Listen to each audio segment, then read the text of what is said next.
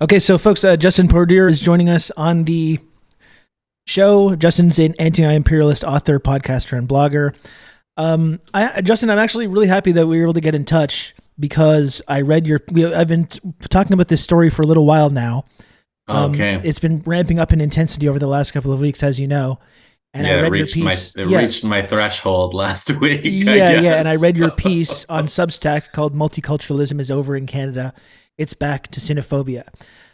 So obviously you've been paying attention to this story as well, which we've seen now really escalate over the last 48 hours or so, with these new revelations coming out last night about Han Dong and this kind of whole suggestion that he was engaging in some kind of back channel diplomacy with Oh the yeah. CPC.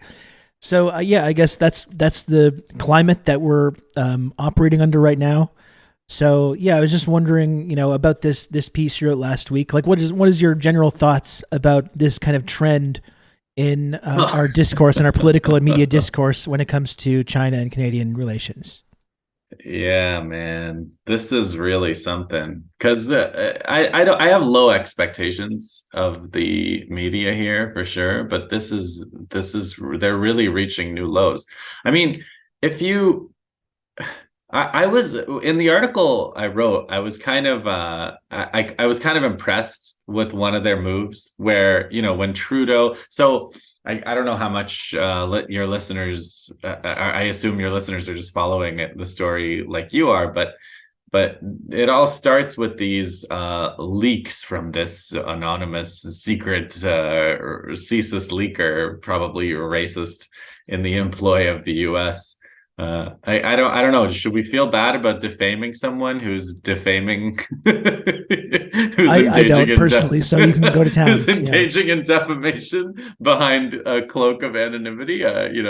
Is he? What's he gonna do? Is he gonna charge us with defamation? I'm not a racist. Anyway, maybe that'll happen. Who knows? So the racist guy in CSIS, who's leaking this information, he starts off by saying the Chinese interfered in the election of 2021, and they say, we've seen this top secret memo, as if as if that gives it credibility. It actually, if it made if any of the story made any sense, the fact that it was a top secret memo or top secret something shouldn't give it credibility, right? It should give it less credibility because it's not open source. You can't see where it comes from. You don't know why people believe it. You just have some jerk somewhere in Ottawa making stuff up, and because it's secret, we're supposed to believe it. If you've ever done any if you've ever been to school, I learned, I went to school for science, I studied physics. So there's a whole thing of like, showing your work. When you do a math equation, you show your work, you show the variables, you show the equation, you show how you came up with the conclusion. So there's no showing your work here. There's no evidence. There's just top secret information. And they said that the Chinese interfered in an election. I don't even, I feel stupider the more details I repeat of the story, Yes.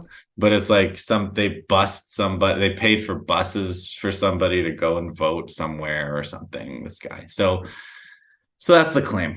But then when Trudeau said, this was I thought was really clever on their part, because Trudeau said, well, you're not allowed to leak top secret information, so we're going to have to look into who this leaker is.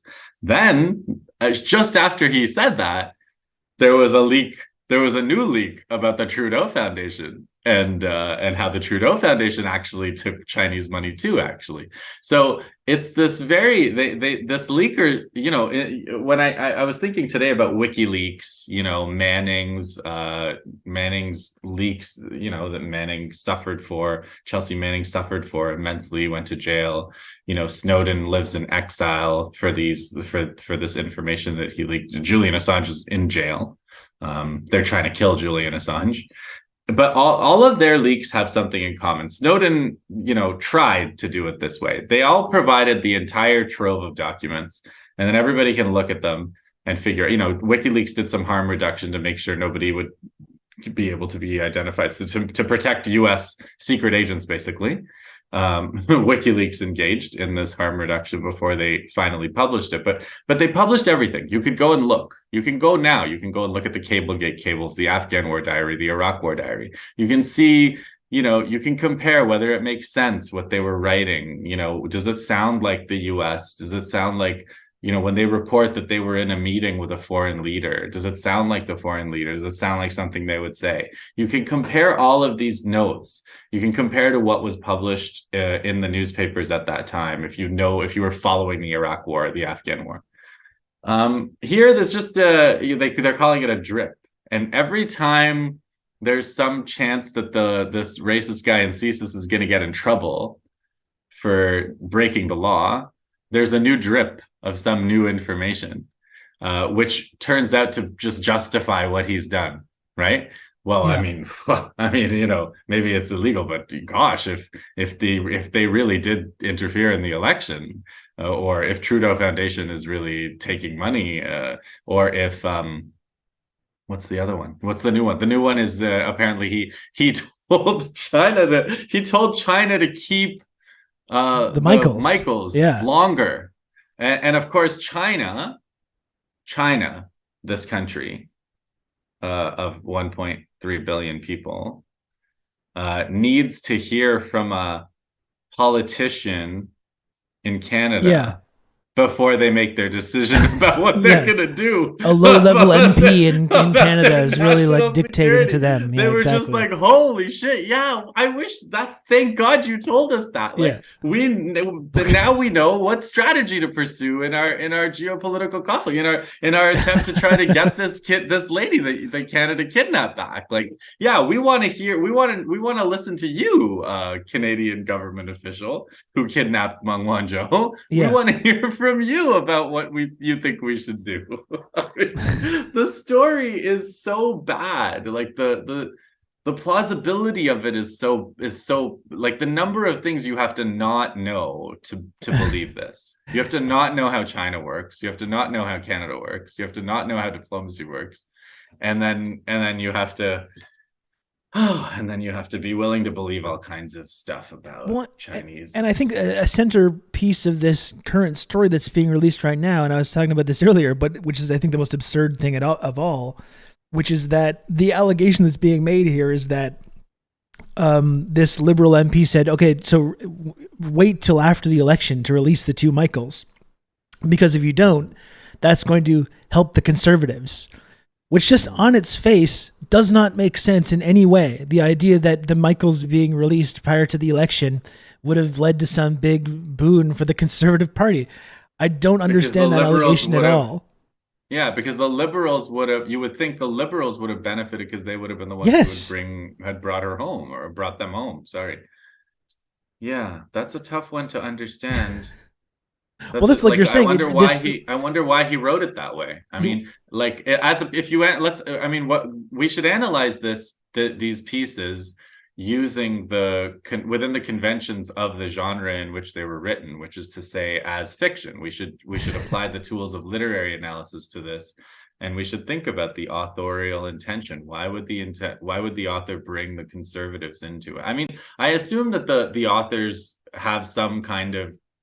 They're trying to get Conservatives interested in the story, right? I mean, anybody who hates Trudeau, anybody who hates the Liberals is going to be the audience for a story about how Liberals are in the pocket of China.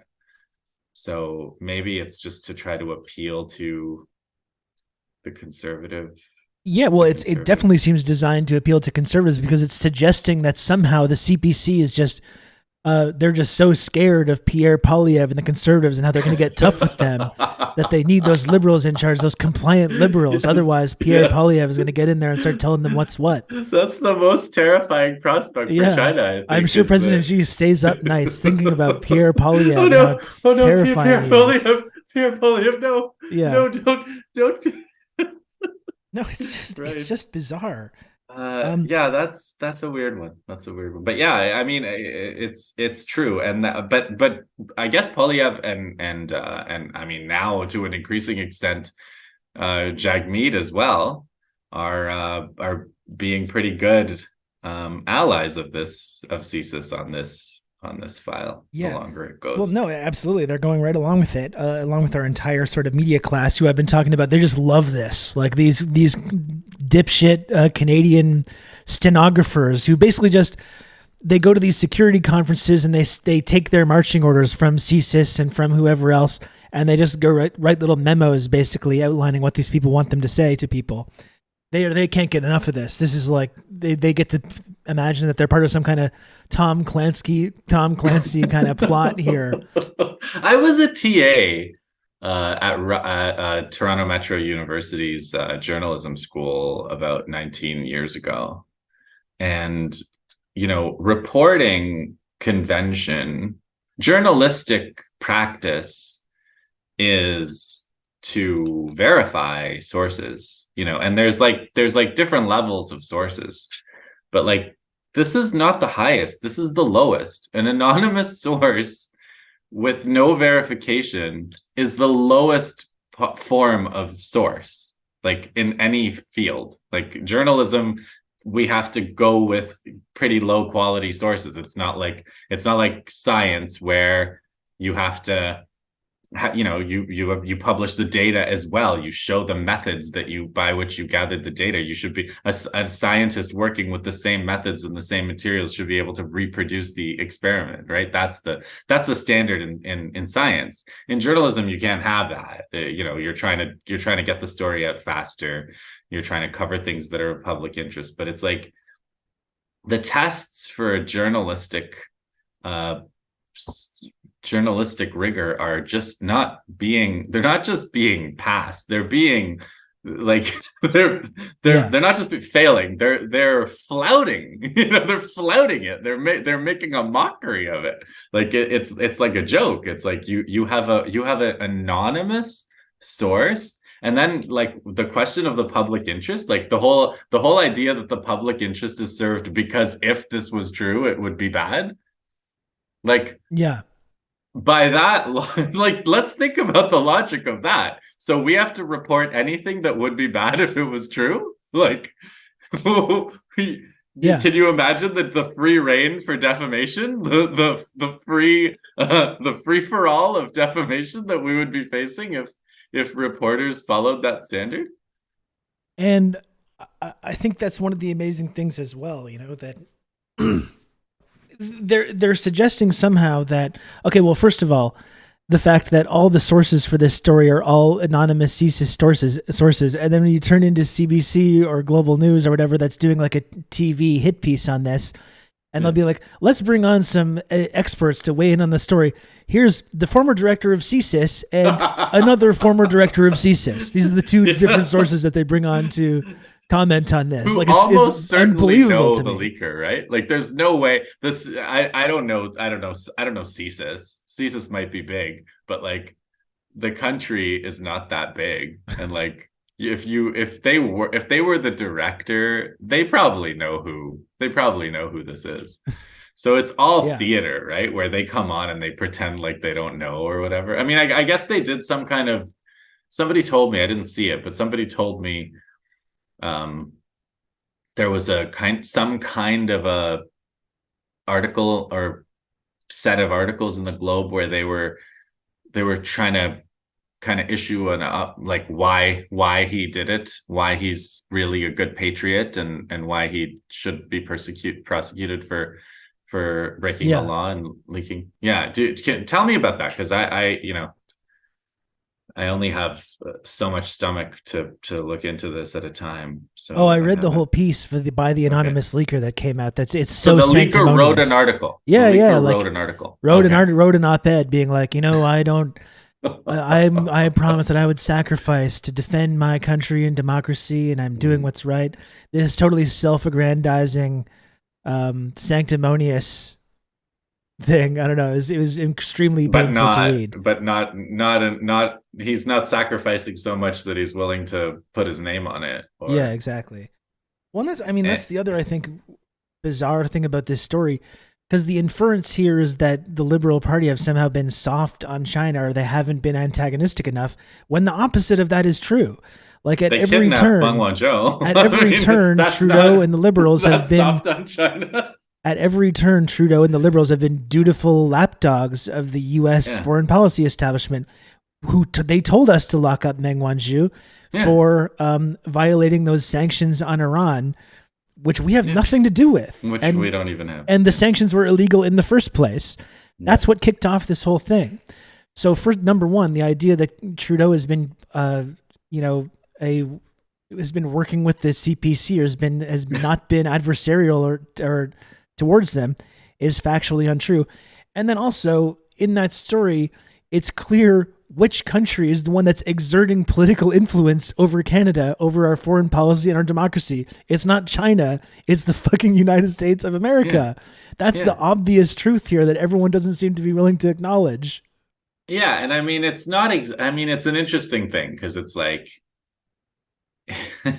it's a coded language. It's kind of like a coded racial language where foreign doesn't include the US and it doesn't include Israel either for that matter. No.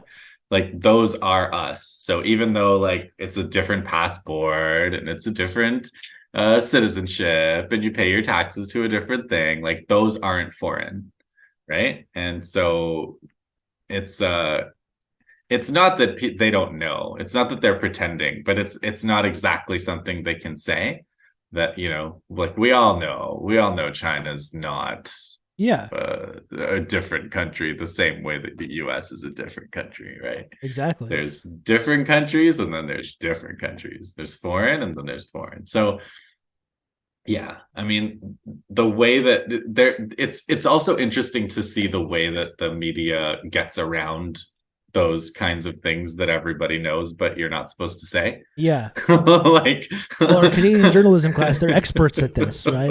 Using this kind of yeah, language. like the Israel thing is it's just hilarious. They're actively, every party has like very active vetting to know whether a candidate has said so, not just now, like there's no question of having a pro-Palestine candidate openly in one of the major parties. Like, but it's like, did they ever, as a student activist, maybe tweet something that was like maybe pro-Palestine? And then it's like, well, we've got to make sure we've got a clean house. We've got to make sure that Can't those have people that. don't get anywhere near power. What is that? Like, what is that? That is modifying the rules of the political system on behalf of a foreign state, the foreign state being Israel in this case. Like that's accepted. That's not Yeah. even controversial. Like to do otherwise than that would be to entertain anti-Semitism and endanger our allies or threaten the existence of Israel, which Canada's committed to. Like whatever, however they want to do it. Like they understand and accept fully that Canada's job is to, like, one of the important functions of Canadian political system is to ensure that nobody that isn't pro-Israel is anywhere near power. And that's okay. Yeah. Well, not only is it okay when places like Israel openly interfere or the United States Yeah. openly interfere in our democracy and our political system, it's also okay when Canada sets up the Lima Group in South America Right. and declares some random guy to be the president of Venezuela who has no support and who no one voted for. Yeah. Yeah. And So when England we ignore our steals own their role gold. yeah, we ignore our own role in indeed interfering in the democracy of other countries all around the world, which we do constantly. And I mean, we're about to do another big one, right? Because Biden is coming or has come. I don't know. Biden's coming. And Later then today, yeah. the big agenda is that Biden's going to ask Canada to go occupy Haiti again, I think. And for people that don't know, there was once upon a time an elected government in Haiti under Aristide that was trying to, do horrible things like get people one meal a day and raise the minimum wage. And then he was blocked at every turn from accessing finance and from being able to fulfill this program. And so at one point in desperation, Jean-Bertrand Aristide mentioned the fact that France still owes Haiti probably the equivalent of $40 billion today, because they extorted the value of the property that France lost when Haiti had a revolution in 1804, and the property that France lost was the slaves.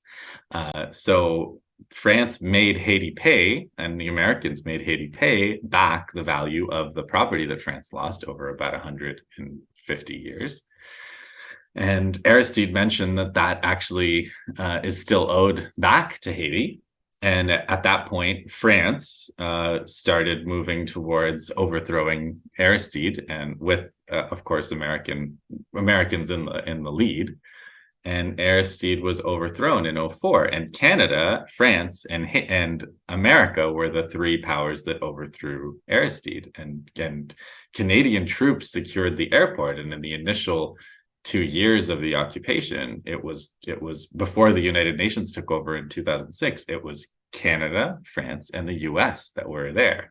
But again, is that a indictable offense? Is anybody in Canada gonna pay for overthrowing Haiti's democracy? I mean, don't be ridiculous. That's a ridiculous question. That's a stupid question. Of course, yeah. That's a stupid question. That's not an intelligent question like the ones that are being asked in the Canadian media. Like, why isn't Hen Dog in jail yet? Those are the intelligent questions. Why not a public inquiry? Yeah, no, it's enough to make you feel like you're losing your mind when you pay attention to these historical trends and then compare it to what our media talks about. And so you see in what you're describing, you see how Haiti's still being punished to this day for a successful slave revolt long ago. And you see Canada's role as this kind of junior partner in Western imperialism, either in Haiti or Venezuela or Ukraine, where we've been a central part of the destabilizing Ukraine and funding these proxy wars there over the last 10 years as well. Ukraine's a great one. Ukraine's a great one because what was it yesterday? I mean, again, the China story, the Chinese leader, Xi Jinping, went to Moscow. They did a big pomp and ceremony, 3-day long meeting with many hours of talks. And a lot of people expected a lot of this. It turned out not to be the case, but a lot of people, I think, expected Xi Jinping to go to Putin and say, "Here's our peace plan. Will you take it?" And then Putin would say, "Why, yes, I will." And then Xi Jinping would take it to Ukraine and be like, "This is your final offer," kind of deal, right? But none of that happened. As it happened, I gather, Xi Jinping said, "Here's our peace plan," and Putin said, "No, thanks." But there was that day that they were talking about it, and our foreign minister in Canada said, the headline was priceless. The headline was, Canadian foreign minister says peace talks are a threat to Ukraine or something, or peace talks. Well, they threatened to prolong the war. Yeah, that's it. Not prolonging the war, though, is sending billions of dollars worth of weapons to one side of the war. That's what doesn't prolong it. Yeah. Peace talks threaten to prolong the war. That's what she said. I love that. Was really good. And then it turned out she also said something about how Putin had to go or something, right? Like, we're working towards regime change in Russia or something. She said something along the lines of like, of course, one of Canada's objectives is regime change in Russia or something. And then the International Criminal Court indicted Putin, right, and another Russian official, and then the Russian. I saw a headline that the Russian foreign minister summoned the Canadian ambassador or something and said, you can't call for regime change. And I thought that was funny because I also thought, like, why does Canada have an ambassador in a country that's run by a war criminal, right? Like, what's going on there? And it reminded me of when the foreign minister rejected the idea of expelling Chinese consulate officials, right? It's like, listen, the Chinese state is interfering in our democracy now. Like, this is serious stuff. This is, I mean, you can persecute Han Dong. You can force conservative politicians to resign. You can get every Chinese Canadian, to testify that they're loyal or whatever kind of public humiliation you want to impose on people. But if you really want to keep us safe, the first thing you should do is expel all the Chinese state officials, right? Get them out of here. But the foreign minister she said, well, the trouble with that is then they'll expel our officials, and then we'll lose our eyes and ears on the ground in China. And it's like, this is another moment where you see what this is really about, right? It's like, Yeah. excuse me, I thought you were trying to protect Canadian democracy. Why do you need eyes and ears in this dystopic country that's controlling your prime minister? Yeah. I would think you would want to, like, shouldn't we, to take a Chinese solution, shouldn't we have a Great Wall of China or something that we build? Keep the state out, cut off all relations. These are criminals. You're trying to regime change them. They're interfering in your democracy, but you still want to have embassies there. You still want to do business there. That's strange. It is strange.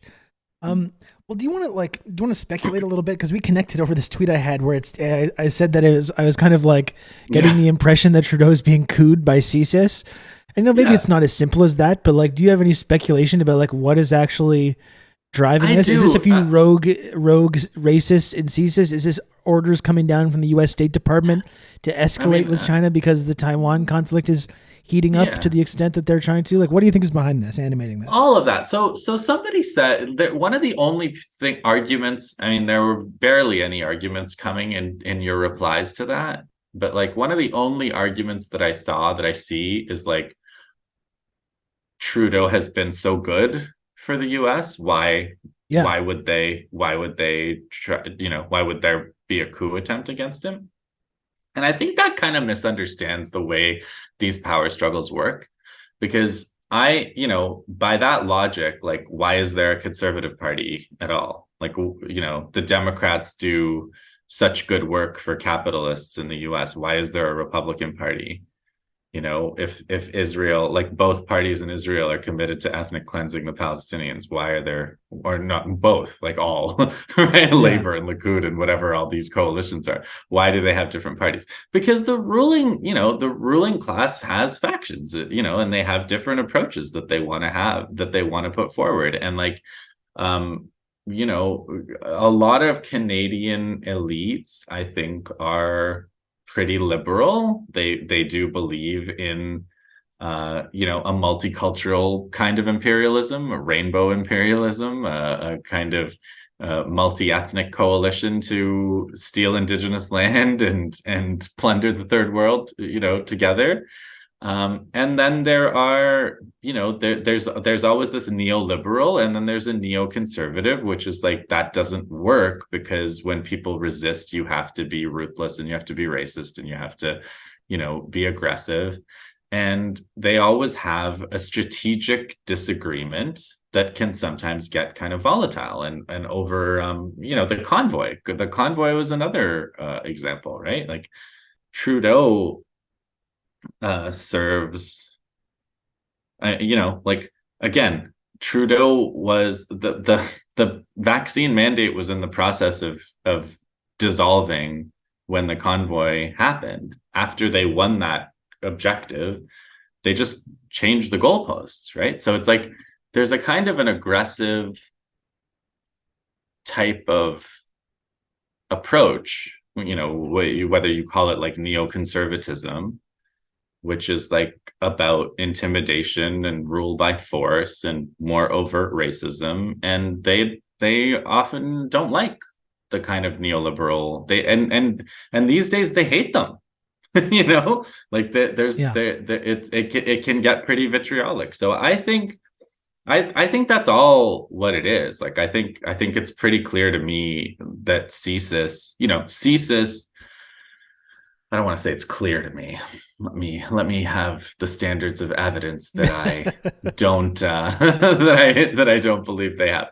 Like, I think I'm speculating, but my speculation is that, based on, for example, say 100 years of Latin American history or all of Canadian history, where the US exerts specific control and influence through police, through military, through training organization, training exchanges and operations.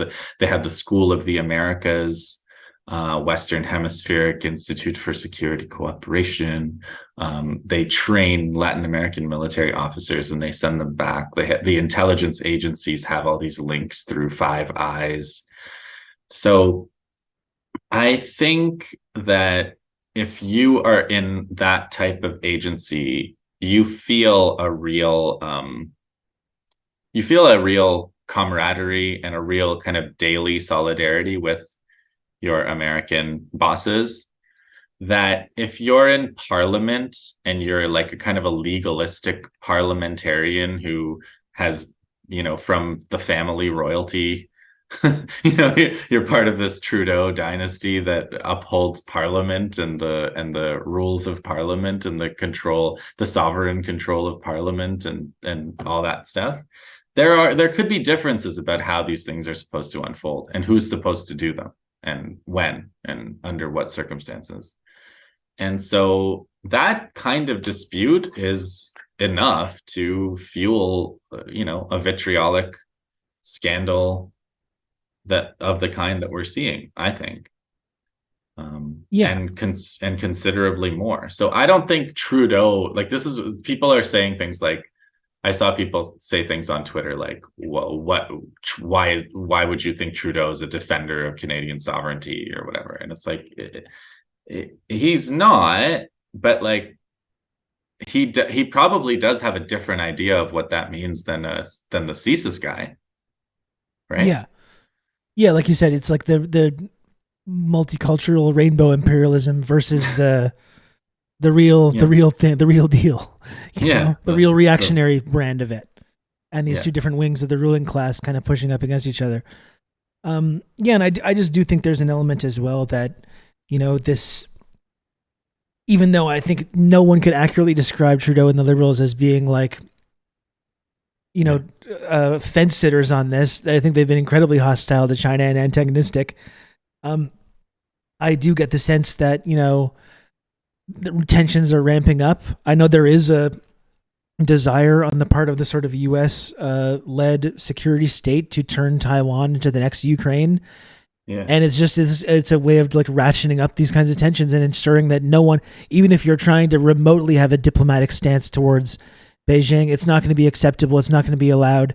It can only be this kind of very full-throated Red Scare, Yellow Peril, xenophobia, or nothing. And that's the kind of message that's getting across to people in Canada right now.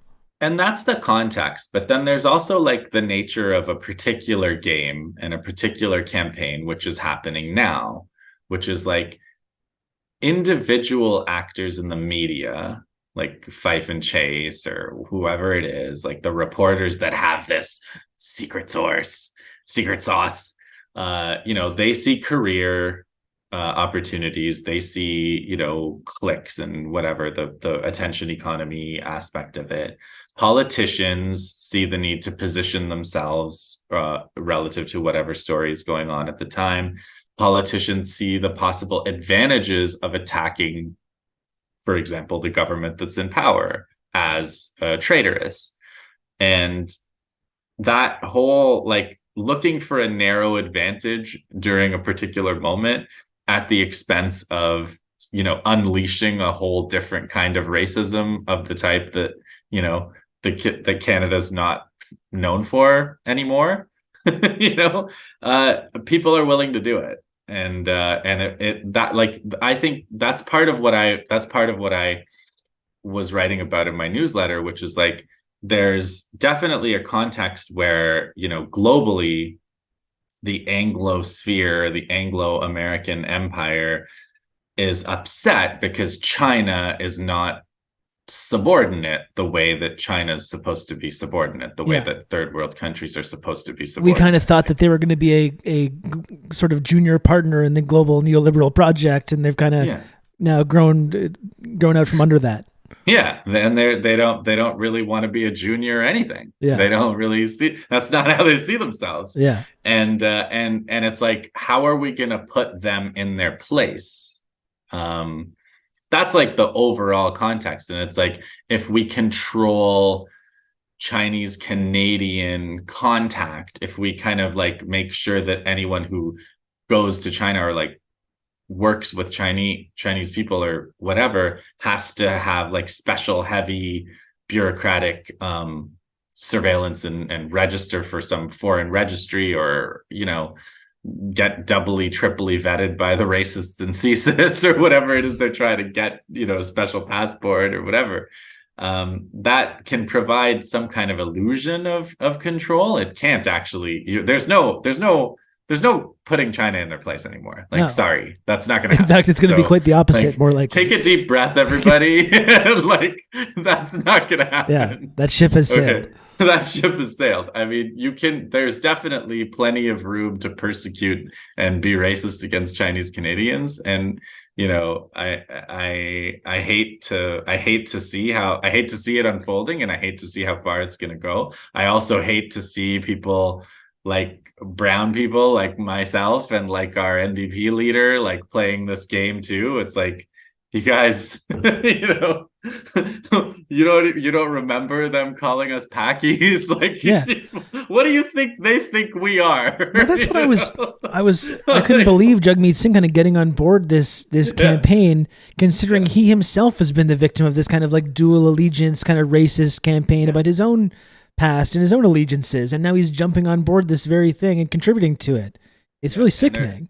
It's sickening. And there's geopolitics too. Like, India is actually cracking down on Punjabi Sikhs like right now. So like there could be, before very long, there could be like another public campaign against Jagmeet for, being a traitor to his home native country of India or what. Like these things are always available.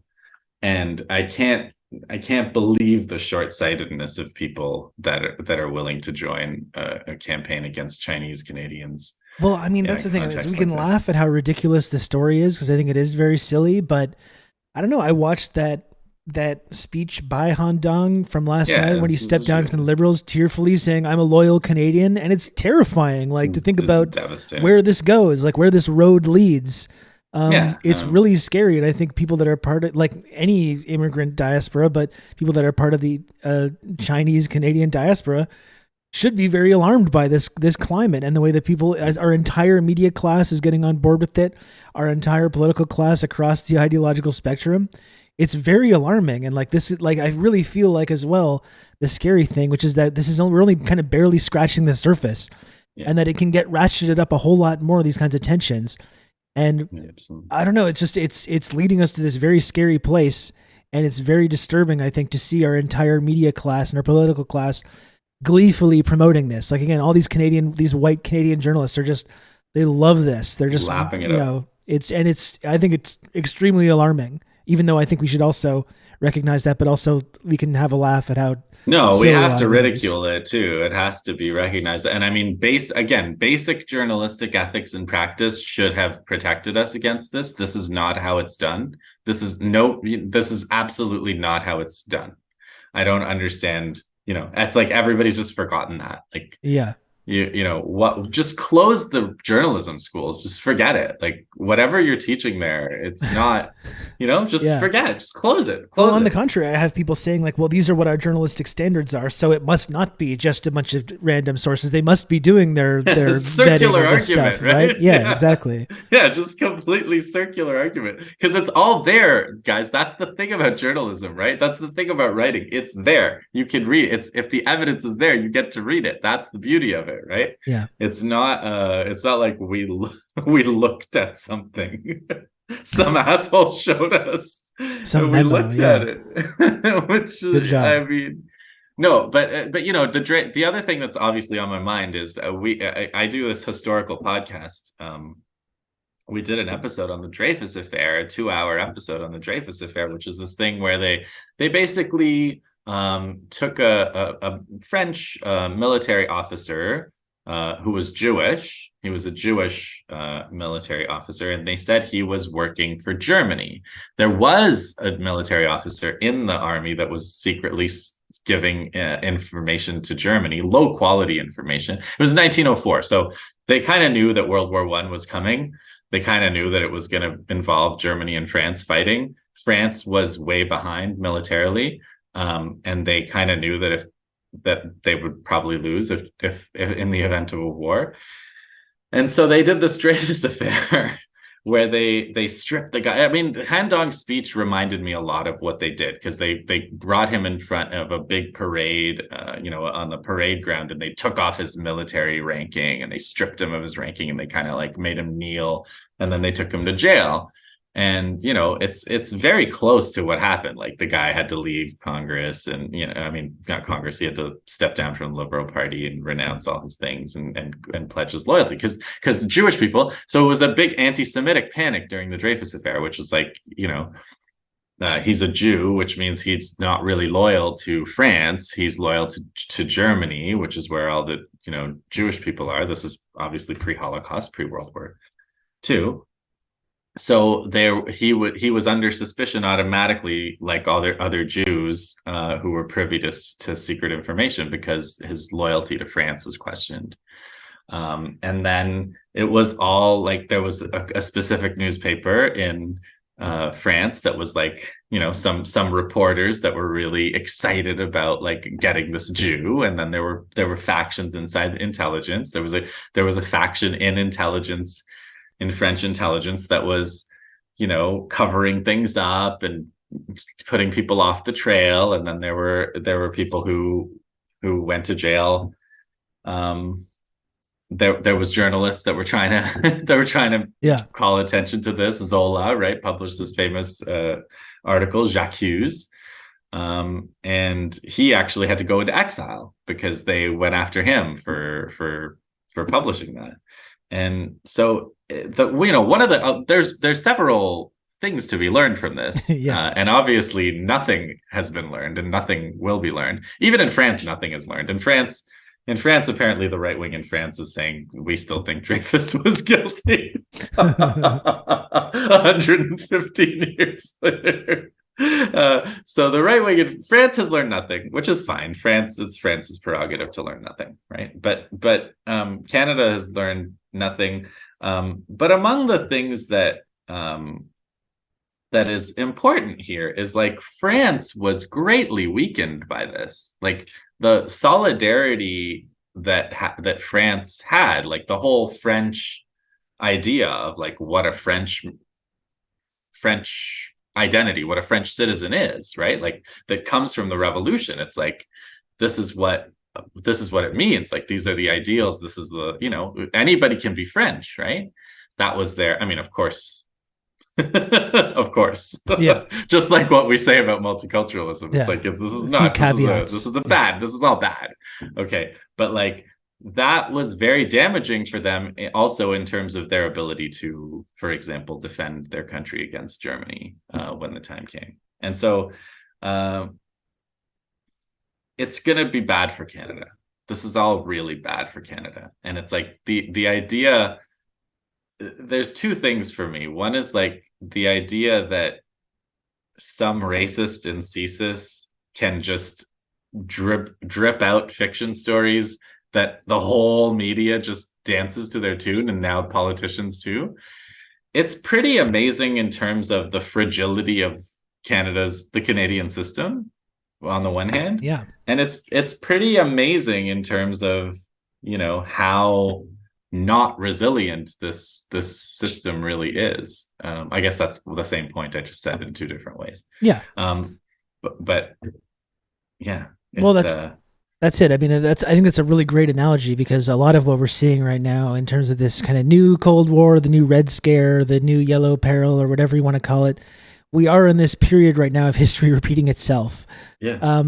Which just seems terrifying when you know where the history went the last time. That's this very scary thing about where we're currently going. Yeah. And yeah, I mean, I think that's another important point as well, which is that, like, is this going to hurt Canadians or not? And that's kind of the fundamental question for me as well. Like you pointed out before, China's just not going back to being put in their place. They're not going to go back to being a loyal client state of U.S. imperialism or the U.S.-led economic system. They're this emerging global superpower. There's this whole shifting geopolitical landscape right now, the emergence of this like multilateral world, and China's a center part of that. So what's better for Canada, whether we have bilateral ties with this new global power? No, I don't want to say hegemonic because I think they want to avoid that kind of distinction, Yeah. but we can have bilateral ties that are mutually beneficial with this emerging global power and try to promote peace and prosperity and fight climate change and do all these things we have to do.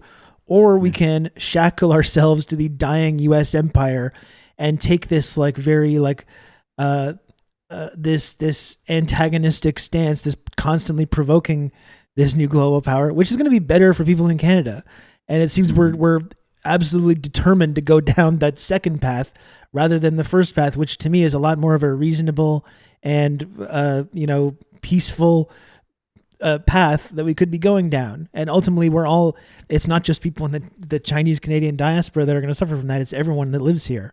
As long as we keep having this kind of subservient role in global imperialism, we're just going to keep making these decisions, and we're going to keep going down this path of inevitable conflict. And it's not going to be good for anybody. So it's scary. It's a scary moment right now, and you see these trends start to reassert themselves.